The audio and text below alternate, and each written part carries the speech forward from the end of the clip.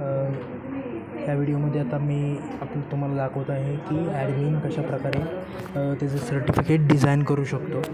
तर त्याचं स्वतःचं लॉग इन करेल तो नीडली वेबसाईटला. ठीक आहे, नीडली वेबसाईटला त्याचं लॉग इन क्रिएट असणं गरजेचं आहे. त्याचं लॉग इन आणि पासवर्ड टाकेल.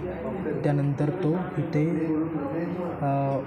डावीकडील मेनू लिस्टमध्ये एक्झिबिशन सर्वे मेनूमध्ये येईल. एक्झिबिशन सर्वे मेनूमध्ये त्याला डिझाईन सर्टिफिकेट हे फंक्शन आहे. डिझाईन सर्टिफिकेटमध्ये आता तो नवीन टेम्पलेट त्याला ॲड करायचं असेल सर्टिफिकेटचं तर करू शकतो. त्यासाठी इथे तो टेम्पलेटचं नाव देईल, जसं की क्विज. हे नाव दिल्यानंतर आता तो पुन्हा चूज फाईलवरती क्लिक करेल आणि त्याच्या डाउनलोड्समधून त्याचं सर्टिफिकेट जे आहे ते सर्टिफिकेट इथे तो सिलेक्ट करेल.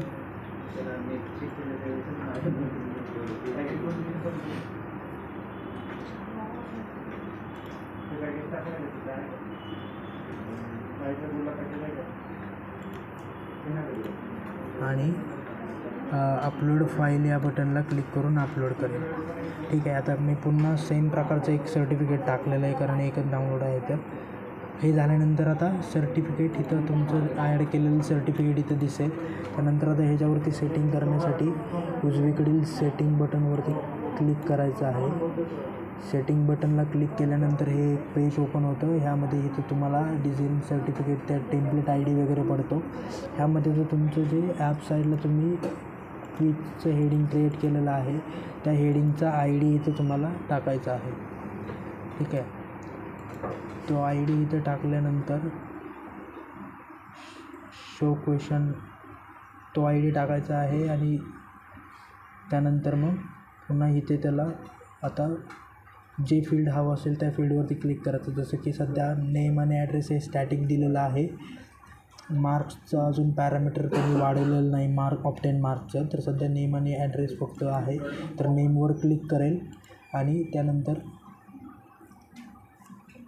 नेमला क्लिक केल्यानंतर तो इथे नेमवरती इथं जे नेम दिसतं आहे त्याच्यावरती क्लिक करायचं आणि मग तो X आणि Y कोऑर्डिनेट येतात. त्यामध्ये आता Y कोऑर्डिनेटला तो क्लिक करून मग जसं खाली आणायचं असेल तर तो खाली आणू शकतो. पुन्हा उजवीकडे न्यायचं असेल तर एक्स कोऑर्डिनेट म्हणजे डावीकडे उजवीकडे जाण्यासाठी X कोऑर्डिनेटचा वापर करेल.